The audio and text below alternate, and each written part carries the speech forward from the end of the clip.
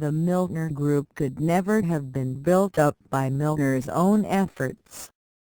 He had no political power or even influence. All that he had was ability and ideas. The same thing is true about many of the other members of the Milner Group, at least at the time that they joined the group. The power that was utilized by Milner and his group was really the power of the Cecil family and its allied families such as the Lyttelton Viscounts Cobham Wyndham Barons Leconfield Grosvenor Dukes of Westminster Balfour, Wemyss, Palmer Earls of Selborne and Viscounts Walter Cavendish Dukes of Devonshire and Marquesses of Hartington and Grafton Hardy Earls of Cranbrook. The Milner Group was originally a major fief within the great nexus of power, influence, and privilege controlled by the Cecil family. It is not possible to describe here the ramifications of the Cecil influence. It has been all-pervasive in British life since 1886. This Cecil Bloc was built up by Robert Arthur Talbot Gascoigne Cecil, Viscount Cranbourne and 3rd Marquess of Salisbury 1830–1903. The methods used by this man were merely copied by the Milner Group. These methods can be summed up under 3 headings. A triple front penetration in politics, education, and journalism. B. The recruitment of men of ability chiefly from All Souls and the linking of these men to the Cecil Bloc by matrimonial alliances and by gratitude for titles and positions of power. And C. The influencing of public policy by placing members of the Cecil Bloc in positions of power shielded as much as possible from public attention. The triple front penetration can be seen in Lord Salisbury's own life. He was not only Prime Minister for longer periods than anyone else in recent history, 14 years between 1885 and 1902, but also a Fellow of All Souls from 1853 and Chancellor of Oxford University 1869–1903, and had a paramount influence on the Quarterly Review for many years. He practiced a shameless nepotism, concealed to some extent by the shifting of names because of acquisition of titles and female marital connections, and redeemed by the fact that ability as well as family connection was required from appointees. Lord Salisbury's practice of nepotism was aided by the fact that he had 2 brothers and 2 sisters and had 5 sons and 3 daughters of his own. One of his sisters was the mother of Arthur J. Balfour and Gerald W. Balfour. Of his own daughters, one married the 2nd Earl of Selborne and had a son, Lord Walter, and a daughter, Lady Mabel Laura Palmer. The daughter married the son of Earl Grey, while the son married the daughter of Viscount Ridley.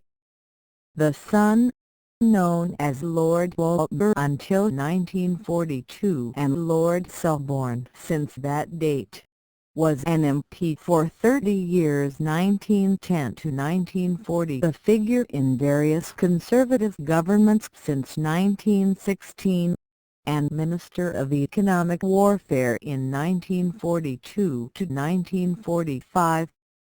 Of Lord Salisbury's 5 sons, the oldest, now 4th Marquess of Salisbury, was in almost every Conservative government from 1900 to 1929. He had 4 children, of whom 2 married into the Cavendish family. Of these, a daughter, Lady Mary Cecil, married in 1917 the Marquess of Hartington, later 10th Duke of Devonshire. The older son, Viscount Cranborne, married Lady Elizabeth Cavendish, niece of the 9th Duke of Devonshire. The younger son, Lord David Cecil, a well-known writer of biographical works, was for years a Fellow of Wadham and for the last decade has been a Fellow of New College. The other daughter, Lady Beatrice Cecil, married W.G.A. Ormsby Gord, now Lord Harlech, who became a member of the Milner Group. It should perhaps be mentioned that Viscount Cranborne was in the House of Commons from 1929 to 1941 and has been in the House of Lords since. He was Under Secretary for Foreign Affairs in 1935 to 1938, resigned in protest at the Munich Agreement, but returned to office in 1940 as Paymaster General, 1940 Secretary of State for Dominion Affairs 1940 to 1942 and Colonial Secretary 1942.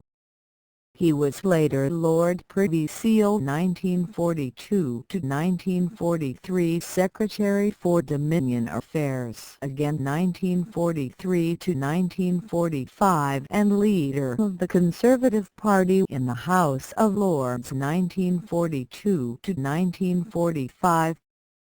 Lord Salisbury's second son, Lord William Cecil 1863, was Rural Dean of Hertford 1904 to 1916 and Bishop of Exeter 1916 to 1936, as well as chaplain to King Edward VH. Lord Salisbury's third son, Lord Robert Cecil Viscount Cecil of Shelwood since 1923, was an MP from 1906 to 1923 as well.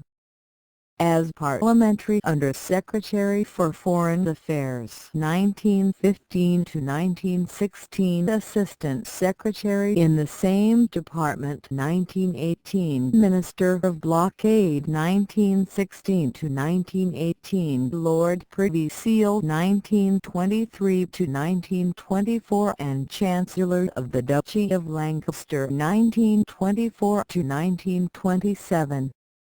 He was one of the original drafters of the Covenant of the League of Nations and was the Englishman most closely associated in the public mind with the work of the League. For this work he received the Nobel Prize in 1937.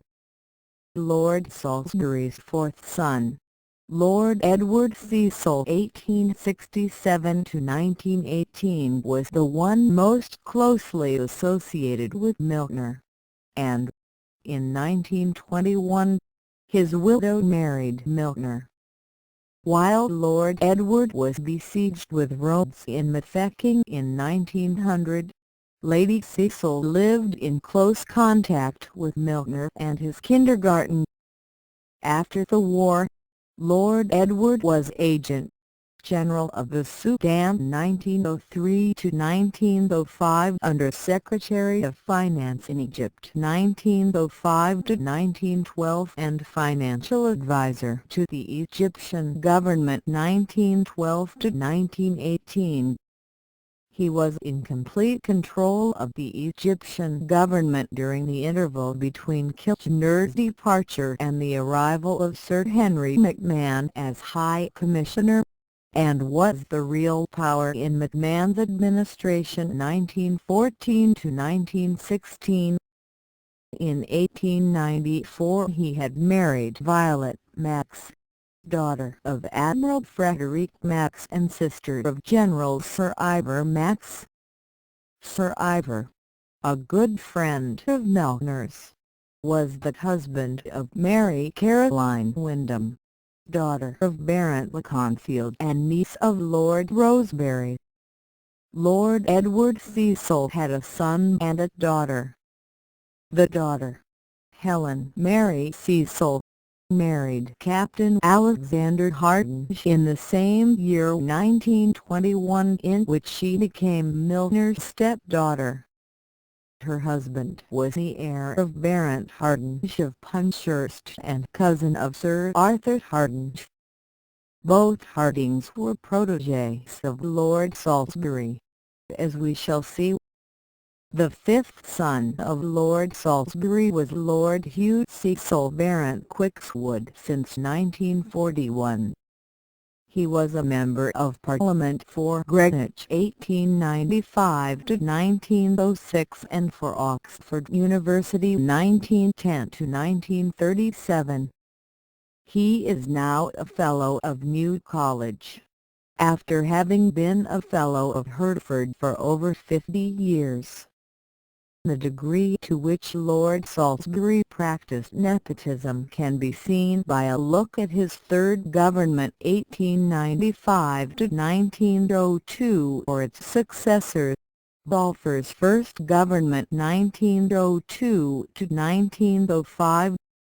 The Balfour government was nothing but a continuation of Salisbury's government, since, as we have seen, Balfour was Salisbury's nephew and chief assistant and was made Premier in 1902 by his uncle. Salisbury was Prime Minister and Foreign Secretary. Balfour was First Lord of the Treasury and party leader in Commons 1895–1902. His brother, Gerald Balfour, was Chief Secretary for Ireland 1895–1900 and President of the Board of Trade 1900–1905. Their cousin-in-law Lord Selborne was Under Secretary for the Colonies 1895–1900 and First Lord of the Admiralty 1905–1910. Arthur Balfour's most intimate friend, and the man who would have been his brother-in-law except for his sister's premature death in 1875, an event which kept Balfour a bachelor for the rest of his life. Alfred Lyttelton was chairman of a mission to the Transvaal in 1900 and colonial secretary 1903–1906. His older brother, Neville, was Assistant Military Secretary in the War Office 1897–1898, Commander-in-Chief in South Africa under Milner 1902–1904 and Chief of the General Staff 1904–1908. Another intimate friend of Balfour's, George Wyndham, was Parliamentary Under Secretary for War 1898–1900 and Chief Secretary for Ireland 1900–1905. St. John Broderick, later Lord Midlyton, a classmate of Milner's, brother-in-law of P.L. Gell and son-in-law of the Earl of Vedmus, was Under Secretary for War 1895–1898, Under Secretary for Foreign Affairs 1898, 1900 Secretary of State for War 1900–1903 and Secretary of State for India 1903–1905. James Cecil, Viscount Cranborne, Lord Salisbury's heir, was Under Secretary for Foreign Affairs 1900–1903 and Lord Privy Seal 1903–1905. Evelyn Cecil, Sir Evelyn since 1922, nephew of Lord Salisbury, was Private Secretary to his uncle 1895–1902. Walter Long, later Lord Long, a creation of Salisbury's, was President of the Board of Agriculture 1895–1900, President of the Local Government Board 1900–1905 and Chief Secretary for Ireland 1905–1906. George N. Curzon, later Lord Curzon, a Fellow of All Souls, Tax Secretary and protégé of Lord Salisbury, was Under-Secretary for Foreign Affairs 1895–1898 and Viceroy of India 1899–1905. In addition to these personal appointees of Lord Salisbury, this government had the leaders of the Unionist Party, which had split off from the Liberal Party in the fight over Home Rule in 1886. These included the 8th Duke of Devonshire and his nephew, the Marquess of Hartington, the Cavendish family Melanchthur's father-in-law Lord Lansdowne Goshen, and Joseph Chamberlain. The Duke of Devonshire was Lord President of the Council 1895–1903. His nephew and heir was Treasurer of Dalton Household 1900–1903 and Financial Secretary to the Treasury 1903–1905.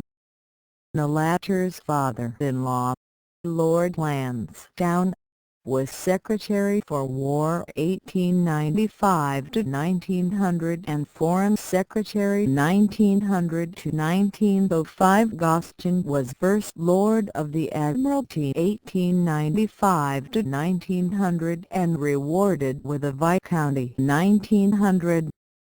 Joseph Chamberlain was Secretary for the Colonies 1895–1903. Most of these persons were related by numerous family and marital connections which have not yet been mentioned. We should point out some of these connections, since they form the background of the Milner Group. George W. Lyttelton, 4th Baron Lyttelton, married a sister of Mrs. William E. Gladstone and had 8 sons. Of these, Neville and Alfred have been mentioned. Spencer was secretary to his uncle, W. E. Gladstone, for 3 extended periods between 1871 and 1894, and was an intimate friend of Arthur Balfour. World toured together in 1875. Edward was headmaster of Haileybury 1890–1905 and of Eton 1905–1916. Arthur was chaplain to the Queen 1896–1898 and Bishop of Southampton 1898–1903. Charles, the oldest son, 5th Baron Lyttelton and 8th Viscount Cobham 1842–1922, married Mary Cavendish and had 4 sons and 3 daughters. The oldest son, now 9th Viscount Cobham, was private secretary to Lord Selborne in South Africa 1905–1908 and Parliamentary Under-Secretary of War 1939–1940. His brother George was assistant master at Eton. His sister Frances married the nephew of Lady Chelmsford. The youngest son of the 4th Baron Lyttelton, Alfred, whom we have already mentioned, married twice. His first wife was Laura Tennant, whose sister Marg married Herbert Asquith and whose brother Baron Glenfiner married Pamela Wyndham. Pamela married, for a second husband, Viscount Grey of Falladon. For his second wife, Alfred Lyttelton married Edith Balfour.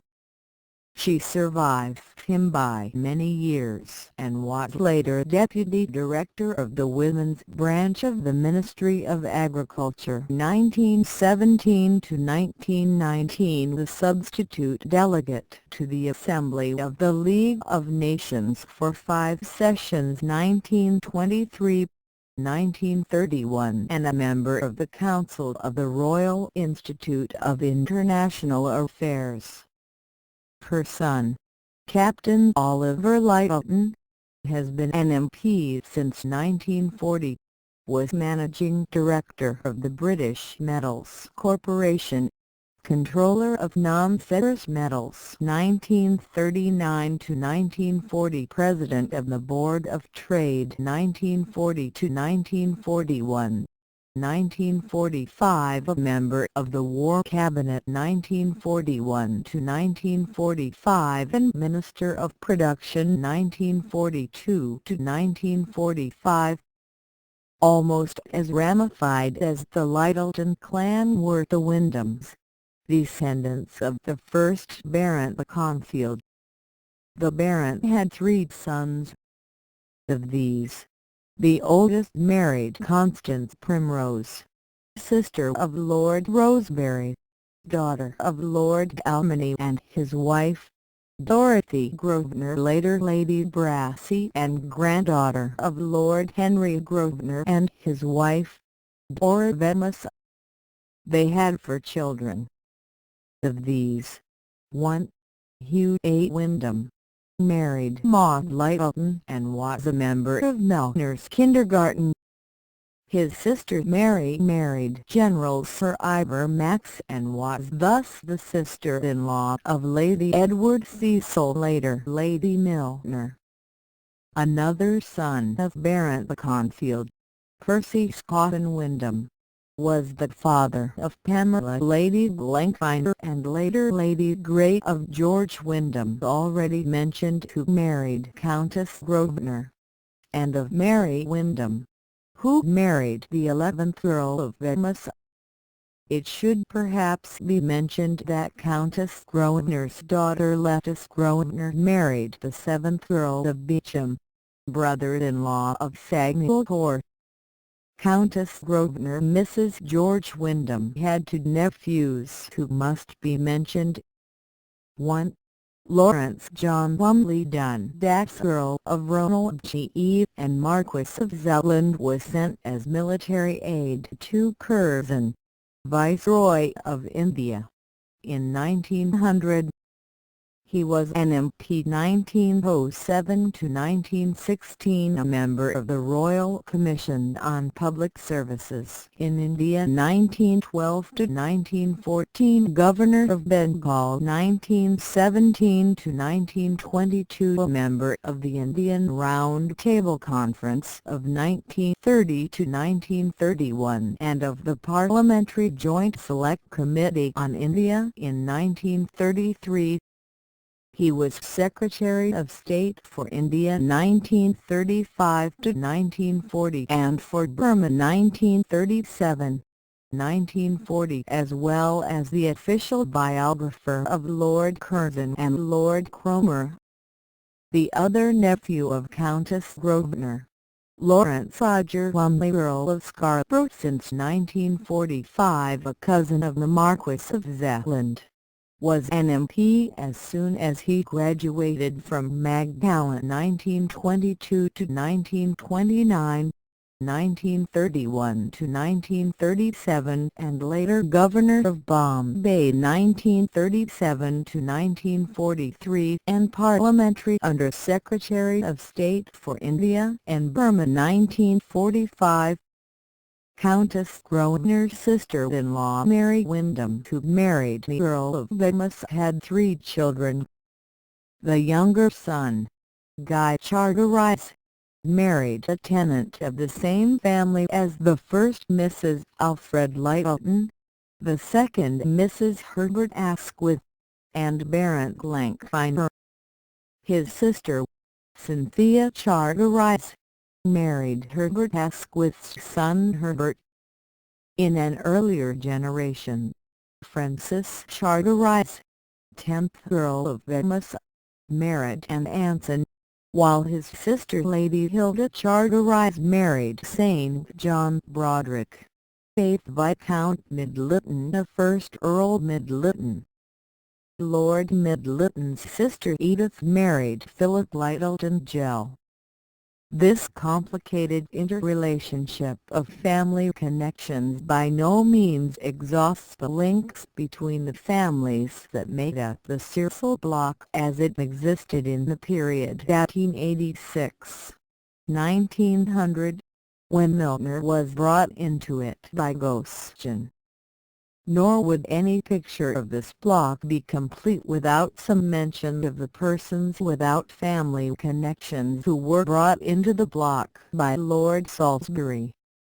Most of these persons were recruited from All Souls and, like Arthur Balfour, Lord Robert Cecil, Baron Quixwood, Sir Evelyn Cecil, and others, frequently served an apprenticeship in a secretarial capacity to Lord Salisbury. Many of these persons later married into the Cecil Bloc. In recruiting his protégés from All Souls, Salisbury created a precedent that was followed later by the Milner Group, although the latter went much further than the former in the degree of its influence on All Souls. All Souls is the most peculiar of Oxford colleges. It has no undergraduates, and its postgraduate members are not generally in pursuit of a higher degree.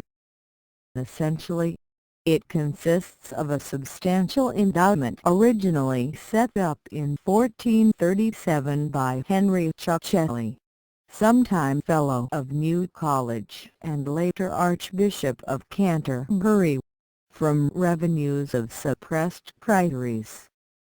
From this foundation incomes were established originally for a warden, 40 fellows, and 2 chaplains. This has been modified at various times, until at present 21 fellowships worth £300 a year for 7 years are filled from candidates who have passed a qualifying examination. This group usually join within a year or two of receiving the bachelor's degree. In addition, there are 11 fellowships without emolument, to be held by the incumbents of various professorial chairs at Oxford. These include the Chucheley chairs of International Law, of Modern History, of Economic History, of Social and Political Theory, and of the History of War, the Drummond Chair of Political Economy, the Gladstone Chair of Government, the Regius Chair of Civil Law, the Vinerian Chair of English Law, the Marshall Foch Professorship of French Literature, and the Chair of Social Anthropology. There are 10 Distinguished Persons Fellowships without emolument, to be held for 7 years by persons who have attained fame in law, humanities, science, or public affairs. These are usually held by past fellows.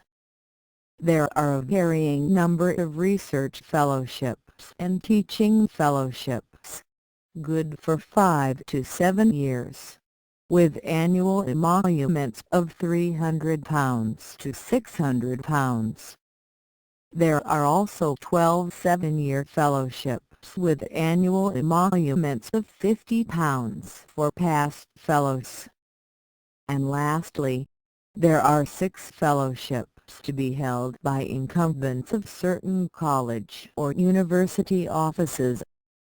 The total number of fellows at any one time is generally no more than 50 and frequently considerably fewer.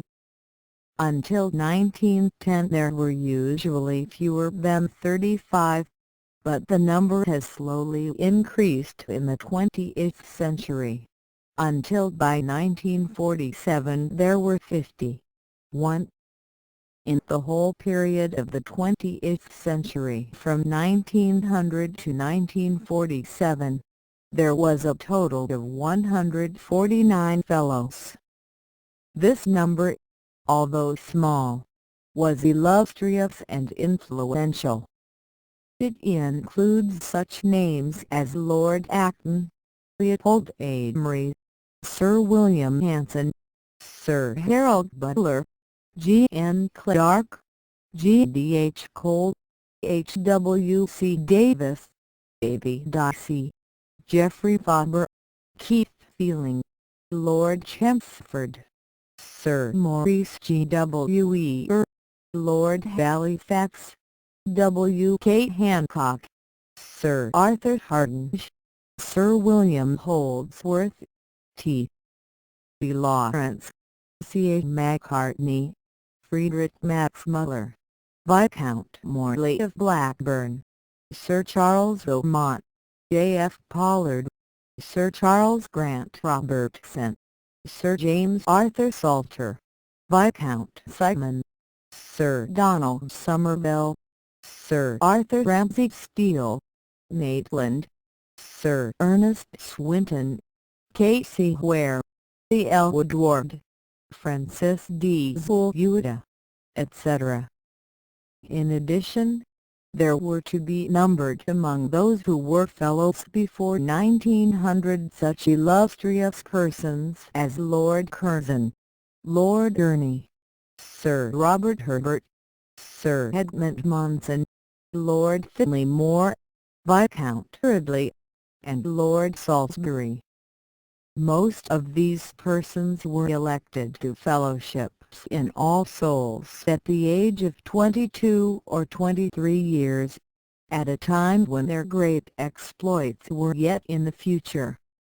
There is some question whether this ability of the Fellows of All Souls to elect as their younger colleagues men with brilliant futures is to be explained by their ability to discern greatness at an early age or by the fact that election to the fellowship opens the door to achievement in public affairs. There is some reason to believe that the second of these two alternatives is of greater weight. As the biographer of Viscount Halifax has put it, it is safe to assert that the Fellow of All Souls is a man marked out for a position of authority in public life, and there is no surprise if he reaches the summit of power, but only disappointment if he falls short of the opportunities that are set out before him. One Fellow of All Souls has confessed in a published work that his career was based on his membership in this college. The Right Reverend Herbert Hemsley Hempson, who rose from humble origins to become Bishop of Durham, wrote in his memoirs, "My election to a fellowship, against all probability, and certainly against all expectation, had decisive influence on my subsequent career. It brought me within the knowledge of the late Lord Salisbury, who subsequently recommended me to the Crown for appointment to a canonry of Westminster. It is to All Souls College that all the success of my career is mainly due. To it would appear that the College of All Souls is largely influenced not by the illustrious persons whose names we have listed above, since they are generally busy elsewhere, but by another group within the college. This appears when we realize that the fellows whose fellowships are renewed for one appointment after another are not generally the ones with famous names. The realization is increased when we see that these persons with the power to obtain renewing appointments are members of a shadowy group with common undergraduate associations, close personal relationships, similar interests and ideas, and surprisingly similar biographical experience. It is this shadowy group which includes the All Souls members of the Milner Group. In the 19th century, Lord Salisbury made little effort to influence All Souls, although it was a period when influence, especially in elections to fellowships, was more important than later. He contented himself with recruiting protégés from the college and apparently left the wielding of influence to others, especially to Sir William Hanson. In the 20th century, the Milner Group has recruited from and influenced All Souls. This influence has not extended to the elections to the 21 competitive fellowships. Their merit has unquestionably been the decisive factor, but it has been exercised in regard to the 17 ex officio fellowships, the 10 distinguished persons fellowships, and the 12 re-elective fellowships.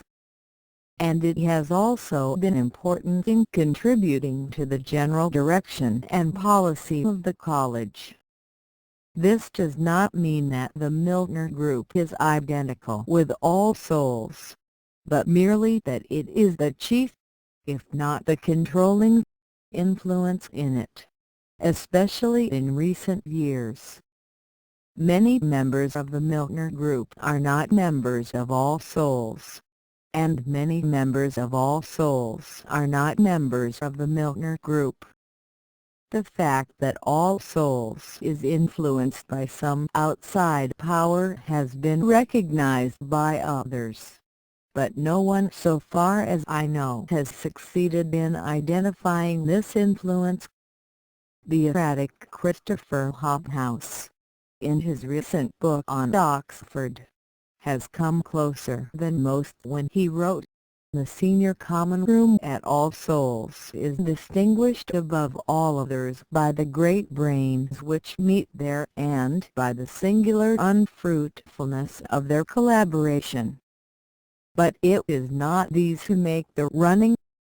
Rather is it the editor of the Times and his circle of associates, men whom the public voice has called to no office and entrusted with no responsibility. These individuals elect to consider themselves the powers behind the scenes. The duty of purveying honest news is elevated in their eyes into the prerogative of dictating opinion. It is at All Souls that they meet to decide just how little they will let their readers know, and their newspaper has been called the All Souls Parish Magazine. 3. The inaccuracy and bitterness of this statement is caused by the scorn which a devotee of the humanities feels toward the practitioners of the social sciences. But the writer was shrewd enough to see that an outside group dominates All Souls. He was also able to see the link between All Souls and the Times, although quite mistaken in his conclusion that the latter controls the former. As we shall see, the Milner Group dominates both. In the present chapter we are concerned only with the relationship between the Cecil Bloc and All Souls and shall reserve our consideration of the relationships between the Milner Group and the college to a later chapter. The former relationship can be observed in the following list of names, a list which is by no means complete. Name: College Fellow of All Souls Cecil Lincoln, 1872, Trinity, Oxford 1891 to 1895, 1896 to 1903, W.R. Ensign, 1843 to 1914, Balliol 1862 to 1866, 1867 to 1914, Warden 1881 to 1914. G. N. Curzon 1859 to 1925. Balliol 1878 to 1822. 1883 to 1890. E. A. H. Hardinge 1859 to 1933. Balliol 1878 to 1881. 1881. Casey Headlam 1862. New College 1881 to 1885. 1885 to 1897. 1924. H. H. Henson 1863. Non-collegiate 1881 to 1884. 1884 to 1891. 1896 to 1903. 1939. C. Grams. Lang 1864 to 1945. Balliol 1882 to 1886. 1888 to 1928. F. W. Pemberg 1862. Balliol 1880 to 1884. 1884 to 1910. Warden 1914 to 1932. W. G. F. Finley Moore Christchurch 18,683 to 1867. 1867.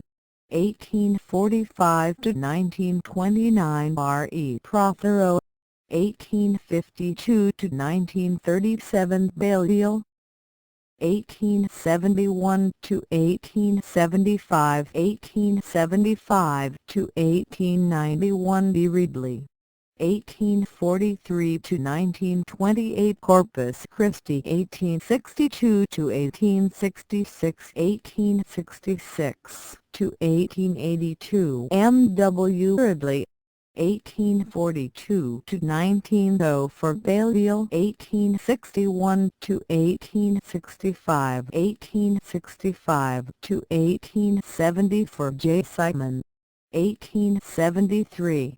Wadham 1892 to 1896. 1897. Jeff J. N. Fissiger Magdalen 1887 to 1891. 1892 to 1899. 1868 to 1933. 1929 to 1933. The Reverend Cyril A. Ellington married Hester Lyttelton, daughter of the 4th Baron Lyttelton and sister of the famous 8 brothers whom we have mentioned. He was headmaster of Eton 1916 to 1933 in succession to his brother-in-law Edward Lyttelton, and at the same time chaplain to King George V 1921 to 1933. Since 1933 he has been Dean of Durham. Sir William Hanson can best be discussed later. He, Lord Goshen, and H. A. L. Fisher were the chief instruments by which the Milner Group entered into All Souls. George Nathaniel Curzon, Lord Curzon, after 1898, 1859 to 1925, studied at Eton and Balliol 1872 to 1882. At the latter he was intimate with the future Lords Middleton, Selborne, and Salisbury. On graduating, he went on a trip to the Near East with Edward Lyttelton. Elected a Fellow of All Souls in 1883, he became Assistant Private Secretary to Lord Salisbury 2 years later. This set his future career. As Harold Nicolson says of him in the Dictionary of National Biographies, his activities centered from that moment on obedience to Lord Salisbury, an intense interest in foreign and colonial policy, and the enjoyment of the social amenities. A Member of Parliament from 1886 to 1898, he travelled widely, chiefly in Asia 1887 to 1894, financing his trips by writing for the Times. He was Under-Secretary in the India Office 1891 to 1892, Under-Secretary in the Foreign Office 1895 to 1898, and Viceroy of India 1899 to 1905 by Lord Salisbury's appointment. In the last-named post he had many controversies with the Balfour-Broderick combination, as Nicholson calls it, and his career was more difficult thereafter. For, although he did achieve high office again, he failed to obtain the premiership, and the offices he did obtain always gave him the appearance rather than the reality of power. These offices included Lord Privy Seal 1915 to 1916, 1924 to 1925, Leader in Lords 1916, 1924 Lord President of the Council 1916 to 1919, Member of the Imperial War Cabinet 1916 to 1918, and Foreign Secretary 1919 to 1924. Throughout this later period, he was generally in opposition to what was being supported by the Cecil Bloc and the Milner Group, but his desire for high office led him to make constant compromises with his convictions. Arthur Henry Hardinge, Sir Arthur after 1904, and his cousin, Charles Hardinge, Baron Hardinge of Punchurst after 1910, were both aided in their careers by Lord Salisbury. The former, a Fellow of All Souls in 1881 and an Assistant Secretary to Lord Salisbury 4 years later, rose to be Minister to Persia, Belgium, and Portugal 1900, 1913, and Ambassador to Spain 1913 to 1919. The latter worked up in the diplomatic service to be First Secretary at the Embassy in St. Petersburg 1898 to 1903, then was Assistant Under-Secretary and Permanent Under-Secretary for Foreign Affairs 1903, 1904, 1906 to 1910. 1916 to 1920, Ambassador at St. Petersburg 1904 to 1906, Viceroy of India 1910 to 1916, and Ambassador at Paris 1920 to 1922. Charles Hardinge, although almost unknown to many people, is one of the most significant figures in the formation of British foreign policy in the 20th century. He was the close personal friend and most important advisor on foreign policy of King Edward VI and accompanied the king on all his foreign diplomatic tours. His post as Under-Secretary was kept available for him during these trips and in later life during his service as Ambassador and Viceroy. He presents the only case in British history where an ex-ambassador and ex-viceroy was to be found in the position of Under-Secretary. He was probably the most important single person in the formation of the Entente Cordiale in 1904 and was very influential in the formation of the understanding with Russia in 1907. His son, Captain Alexander Hardinge, married Milner's stepdaughter, Helen Mary Cecil, in 1921 and succeeded his father as Baron Hardinge of Punchurst in 1944. He was equerry and assistant private secretary to King George V 1920–1936 and private secretary and extra equerry to both Edward VII and George VI 1936–1943.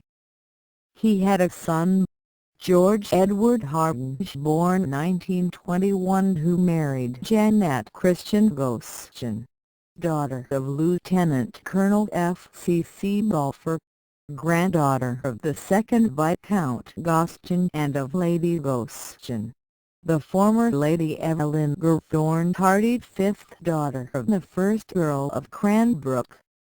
Thus a grandchild of Milner was united with a great-grandchild of his old benefactor, Lord Gostin. For among the persons recruited from All Souls by Lord Salisbury were two future prelates of the Anglican Church. These were Cosmo Gordon Lang, Fellow for 40 years, and Herbert Hemsley Hempson, Fellow for 24 years. Lang was Bishop of Stepney 1901–1908, Archbishop of York 1908–1928 and Archbishop of Canterbury 1928–1942. Hempson was Canon of Westminster Abbey 1900–1912, Dean of Durham 1912–1918 and Bishop of Hereford and of Durham 1918–1939. The Right Reverend Arthur Cayley Headlam was a Fellow of All Souls for about 40 years and, in addition, was editor of the Church Quarterly Review, Regius Professor of Divinity, and Bishop of Gloucester. He is chiefly of interest to us because his younger brother, James W. Headlam Morley (1863–1929) was a member of the Milner Group. Sir James in 1929 was put by the group into the Department of Information under John Buchan 1917–1918 and the Foreign Office under Milner and Curzon 1918–1928, went to the Peace Conference in 1919, edited the first published volume of British documents on the origin of the war 1926, and was a mainstay of the Royal Institute of International Affairs, where his portrait still hangs. His daughter, Agnes, was made Montagu Burton Professor of International Relations at Oxford in 1948. This was a position strongly influenced by the Milner Group. Francis W. Pember was used by Lord Salisbury from time to time as assistant legal advisor to the Foreign Office. He was Warden of All Souls in succession to Anson 1914–1932. Walter Finley-More, Lord Finley-More after 1918, was admitted to All Souls with Anson in 1867. He was a lifelong friend and associate of the second Viscount Halifax 1839–1934. The latter devoted his life to the cause of church union and was for 52 years 1868–1919, 1934 President of the English Church Union. In this post he was succeeded in 1919 by Lord Finley-More, who had been serving as Vice President for many years and who was an intimate friend of the Halifax family. It was undoubtedly through Finley-More that the present Earl of Halifax, then simple Edward Wood, was elected to All Souls in 1903 and became an important member of the Milner Group. Finley-More was a specialist in ecclesiastical law, and it created a shock when Lord Salisbury made him the judge of the Queen's Bench in 1897, along with Edward Ridley, who had entered All Souls as a Fellow the year before Fillmore. The echoes of this shock can still be discerned in Lord Sankey's brief sketch of Fillmore in the Dictionary of National Biography. Fillmore became a Lord Justice of Appeal in 1913 and in 1918 drew up one of the two British drafts for the Covenant of the League of Nations.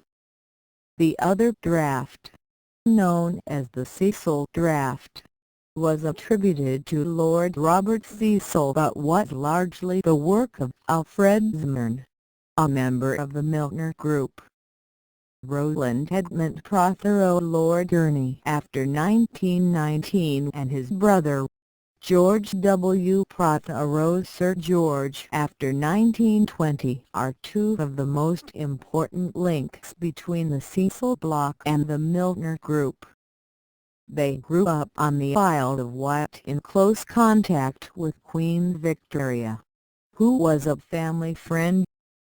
Through the connection, the elder Prothero was asked to tutor the Duke of Bedford in 1878, a position which led to his appointment in 1899 as Agent-in-Chief of the Duke.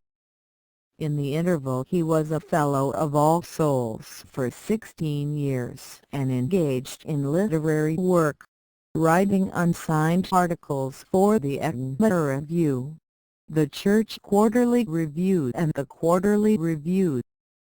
Of the last, possibly through the influence of Lord Salisbury, he became editor for 5 years 1894 to 1899, being succeeded in the position by his brother for 23 years 1899 to 1922. As agent of the extensive agricultural holdings of the Duke of Bedford, Prothero became familiar with agricultural problems and began to write on the subject. He ran for Parliament from Bedfordshire as a Unionist, on a platform advocating tariff reform, in 1907 and again in 1910, but in spite of his influential friends, he was not successful. He wrote of these efforts, "I was a stranger to the political world, without friends in the House of Commons. The only men prominent in public life whom I knew with any degree of real intimacy were Curzon and Milner." 5. In 1914, at Anson's death, he was elected to succeed him as one of Oxford's representatives in Parliament. Almost immediately he was named a member of Milner's Committee on Home Production of Food 1915, and the following year was on Lord Selborne's committee concerned with the same problem. At this point in his autobiography, Prothero wrote, "Milner and I were old friends. We had been undergraduates together at Balliol College. The outside world thought him cold and reserved. But between Milner and myself there was no barrier, mainly, I think, because we were both extremely shy men." The interim report of the Selborne Committee repeated the recommendations of the Milner Committee in December 1916. At the same time came the cabinet crisis, and Prothero was named President of the Board of Agriculture with a seat in the new cabinet. Several persons close to the Milner Group were put into the department, among them Sir Southern Holland, Mrs. Alfred Lyttelton, Lady Evelyn Cecil, and Lord Gostion, son of Milner's old friend. Prothero retired from the cabinet and Parliament in 1919, was made a baron in the same year, and a Fellow of Balliol in 1922. Sir George W. Prothero (1848–1922), brother of Lord Gurney, had been lecturer in history at his own college at Cambridge University and the first professor in the new chair of modern history at Edinburgh before he became editor of the Quarterly Review in 1899. He was editor of the Cambridge Modern History 1902–1912, Chucheley Lecturer in History 1915, and director of the Historical Section of the Foreign Office and general editor of the Peace Handbooks, 155 volumes of studies preparatory to the Peace Conference 1917–1919. Besides his strictly historical works, he wrote a memoir of J.R. Seeley's and edited and published Seeley's Posthumous Growth of British Polity. He also wrote the sketch of Lord Selborne in the Dictionary of National Biographies. His own sketch in the same work was written by Algernon Cecil, nephew of Lord Salisbury, who had worked with Prothero in the historical section of the Foreign Office. The same writer also wrote the sketches of Arthur Balfour and Lord Salisbury in the same collective work. All three are very revealing sources for this present study. G. W. Prothero's work on the literary remains of Seeley must have endeared him to the Milner group, for Seeley was regarded as a precursor by the inner circle of the group. For example, Lionel Curtis, in a letter to Philip Carroll, Lord Lothian, in November 1916, wrote, "Seeley's results were necessarily limited by his lack of any knowledge at first hand either of the dominions or of India." With the Round Table organization behind him, Seeley by his own knowledge and insight might have gone further than us. If we have been able to go further than him, it is not merely that we followed in his train, but also because we have so far based our study of the relations of these countries on a preliminary field study of the countries concerned, conducted in close cooperation with people in those countries. 6. Matthew White Ridley, Viscount Ridley after 1900, and his younger brother, Edward Ridley, Sir Edward after 1897, were both protégés of Lord Salisbury and married into the Cecil Bloc. Matthew was a Member of Parliament 1868 to 1885, 1886 to 1900, and held the offices of Under Secretary of the Home Department 1878 to 1880, Financial Secretary of the Treasury in Salisbury's first government 1885 to 1886, and Home Secretary in Salisbury's third government 1895 to 1900. He was made a Privy Councillor during Salisbury's second government. His daughter, Grace, married the future third Earl of Selborne in 1910, while his son married Rosamond Guest, sister of Lady Chelmsford and future sister-in-law of Francis Lyttelton, daughter of the 8th Viscount Cobham and the former Mary Cavendish. Edward Ridley beat out Anson for the Fellowship to All Souls in 1866, but in the following year both Anson and Finlay More were admitted. Ridley and Finlay More were appointed to the Queen's Bench of the High Court of Justice in 1897 by Lord Salisbury. The former held the post for 20 years, 1897 to 1917. John Simon Viscount Simon since 1940 came into the Cecil Bloc and the Milner Group through All Souls. He received his first governmental task as junior counsel for Britain in the Alaska Boundary Arbitration of 1903. A Member of Parliament as a Liberal and National Liberal except for a brief interval of 4 years from the great electoral overturn of 1906 to his elevation to the Upper House in 1940.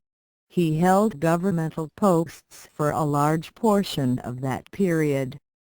He was Solicitor General 1910 to 1913, Attorney General 1913 to 1915, Home Secretary 1915 to 1916, Foreign Secretary 1931 to 1935, Home Secretary again 1935 to 1937, Chancellor of the Exchequer 1937 to 1940, and finally, Lord Chancellor 1940 to 1945. He was also chairman of the Indian Statutory Commission 1927 to 1930. Frederick John Napier, the Sir Lord Chelmsford after 1905, was taken by Balfour from the London County Council in 1905 to be Governor of Queensland 1905 to 1909 and later Governor of New South Wales 1907 to 1913. In the latter post he established a contact with the inner circle of the Milner Group, which he backlashed as useful to both parties later. He was Viceroy of India in 1916 to 1921 and First Lord of the Admiralty in the brief Labour government of 1924. He married Frances Guest in 1894 while still at All Souls and may have been the contact by which her sister married Matthew Ridley in 1899 and her brother married Frances Lyttelton in 1911. The Cecil Bloc did not disappear with the death of Lord Salisbury in 1903 but was continued for a considerable period by Balfour. It did not, however, continue to grow but, on the contrary, became looser and less disciplined, for Balfour lacked the qualities of ambition and determination necessary to control or develop such a group. Accordingly, the Cecil Bloc, while still in existence as a political and social power, has largely been replaced by the Milner Group. This group, which began as a dependent fief of the Cecil Bloc, has since 1916 become increasingly the active portion of the bloc and in fact its real centre. Milner possessed those qualities of determination and ambition which Balfour lacked, and was willing to sacrifice all personal happiness and social life to his political goals, something which was quite unacceptable to the pleasure-loving Balfour. Moreover, Milner was intelligent enough to see that it was not possible to continue a political group organized in the casual and familiar way in which it had been done by Lord Salisbury. Milner shifted the emphasis from family connection to ideological agreement. The former had become less useful with the rise of a class society based on economic conflicts and with the extension of democracy. Salisbury was fundamentally a conservative, while Milner was not. Where Salisbury sought to build up the bloc of friends and relatives to exercise the game of politics and to maintain the old England that they all loved, Milner was not really a conservative at all. Milner had an idea, the idea he had obtained from Toynbee and that he found also in Rhodes and in all the members of his group.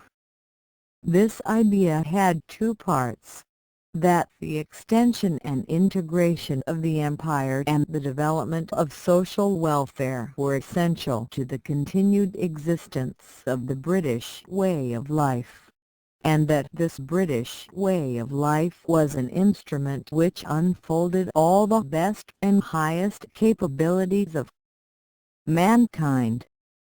Working with this ideology derived from Toynbee and Balliol, Milner used the power and the general strategic methods of the Cecil Bloc to build up his own group.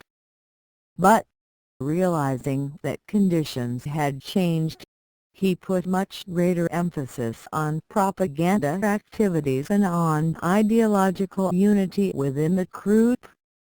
These were both made necessary by the extension of political democracy and the rise of economic democracy as a practical political issue. These new developments had made it impossible to be satisfied with a group held together by no more than family and social connections and animated by no more far-sighted goal than the preservation of the existing social structure. The Cecil Bloc did not resist this change by Milner of the aims and tactics of their older leader. The Times made it clear to all that methods must be changed. However, it is possible that the split which appeared within the Conservative Party in England after 1923 followed roughly the lines between the Milner group and the Cecil Bloc. It should perhaps be pointed out that the Cecil Bloc was a social rather than a partisan group, at first, at least. Until 1890 or so it contained members of both political parties, including the leaders, Salisbury and Gladstone. The relationship between the two parties on the topmost level could be symbolized by the tragic romance between Salisbury's nephew and Gladstone's niece, ending in the death of the latter in 1875. After the split in the Liberal Party in 1886, it was the members of the Cecil Bloc who became Unionists, that is, the Lyttletons, the Wyndhams, the Cavendishes. As a result, the Cecil Bloc became increasingly a political force. Gladstone remained socially a member of it, and so did his protégé, John Morley, but almost all the other members of the bloc were Unionists or Conservatives. The chief exceptions were the four leaders of the Liberal Party after Gladstone, who were strong imperialists: Rosebery, Asquith, Edward Grey, and Haldane. These four supported the Boer War, grew increasingly anti-German, supported the World War in 1914, and were close to the Milner group politically, intellectually, and socially. 7 Socially, the Cecil Bloc could be divided into three generations. The first including Salisbury, Gladstone, the 7th Duke of Devonshire, the 8th Viscount Middleton, Gostin, the 4th Baron Lyttelton, the 1st Earl of Cranbrook, the 1st Duke of Westminster, the 1st Baron Beaconsfield, the 10th Earl of Weymouth, etc. was not as social in the frivolous sense as the second. This first generation was born in the first third of the 19th century, went to both Oxford and Cambridge in the period 1830–1855, and died in the period 1890 to 1915. The second generation was born in the second third of the 19th century, went almost exclusively to Oxford, chiefly Balliol in the period 1860 to 1880, and died in the period 1920 to 1930. This second generation was much more social in a spectacularly frivolous sense, much more intellectual in the sense that they read books and talked philosophy or social problems and centered on a social group known at the time as the Souls. The third generation of the Cecil Bloc, consisting of persons born in the last third of the 19th century, went to Oxford almost exclusively New College or Balliol in the period 1890 to 1905 and began to die off about 1940. This third generation of the Cecil Bloc was dominated and organized about the Milner Group. It was very serious-minded, very political, and very secretive. The first two generations did not regard themselves as an organized group but rather as society. The bloc was symbolized in the first two generations into exclusive dining clubs called the Club and Grill Inns. The membership of the two was very similar, with about 40 persons in each and the total of not over 60 in both together. Both organizations had illustrious pasts.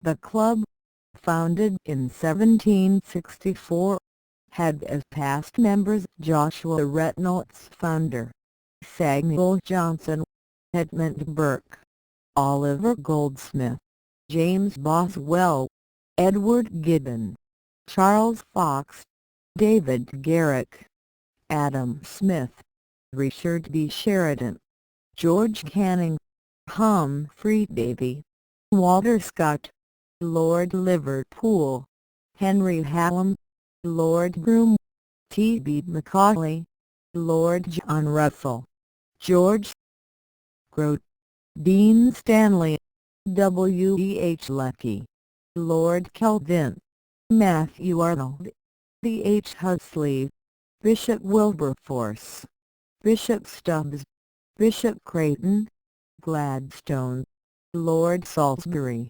Balfour, John Morley, Richard Gibbs, Lord Goshen, Lord Acton, Lord Rosebery, Archbishop Lang, F. W. Pember, Warden of All Souls, Lord Asquith, Edward Great, Lord Haldane, Hugh Cecil, John Simon, Charles Beaumont, Lord Tennyson, Rudyard Kipling, Gilbert Murray, H. A. L. Fisher, John Buchan, Maurice Hankey, the 4th Marquess of Salisbury, Lord Lansdowne, Bishop Hempson, Halifax, Stanley Baldwin, Boston Chamberlain, Lord Carnock, and Lord Hewart.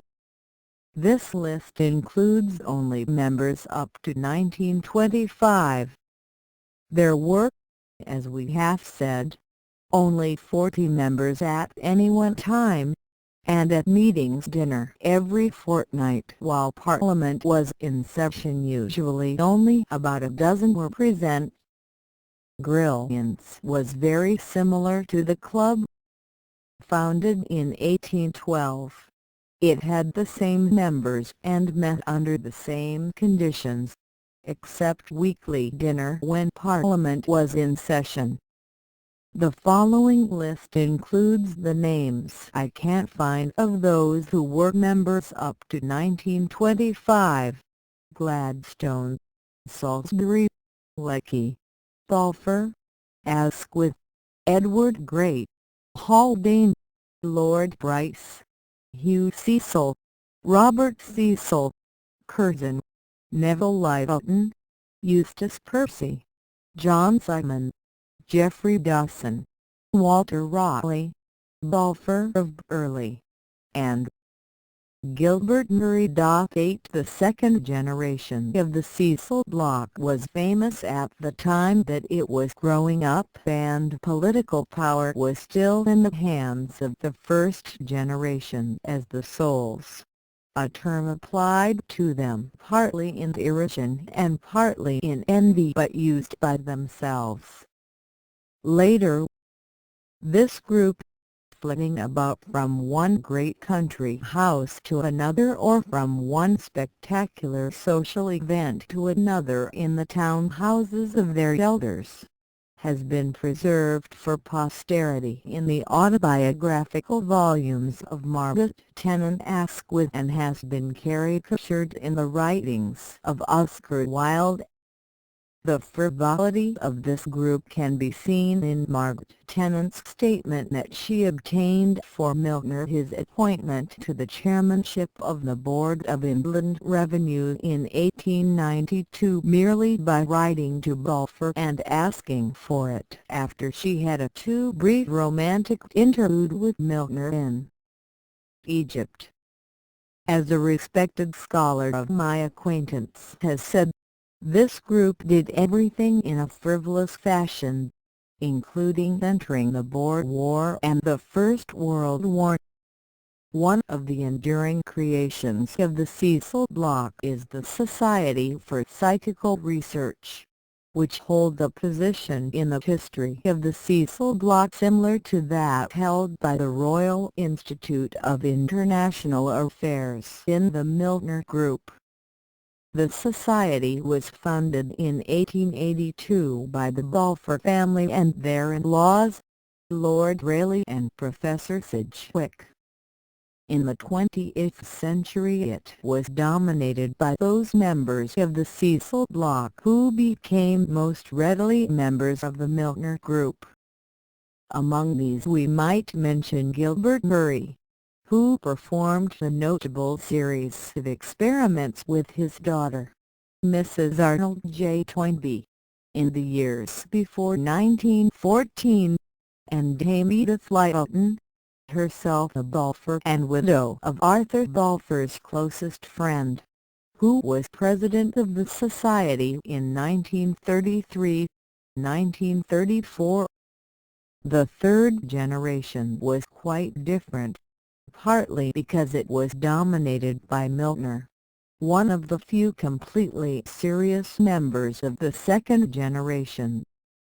This third generation was serious if not profound, studious if not broadly educated, and haunted consistently by the need to act quickly to avoid impending disaster. This fear of disaster they shared with Rhodes and Milner, but they still had the basic weakness of the second generation except Milner and a few other adopted members of that group, namely that they got everything too easily. Political power, wealth, and social position came to this third generation as a gift from the second, without the need to struggle for what they got or to analyze the foundations of their beliefs. As a result, while awake to the impending disaster, they were not able to avoid it, but instead tinkered and tampered until the whole system blew up in their faces. This third generation, especially the Milner Group, which formed its core, differ from its two predecessors in its realization that it formed a group. The first generation had regarded itself as England, the second regarded itself as society, but the third realized it was a secret group, or at least its inner circles did.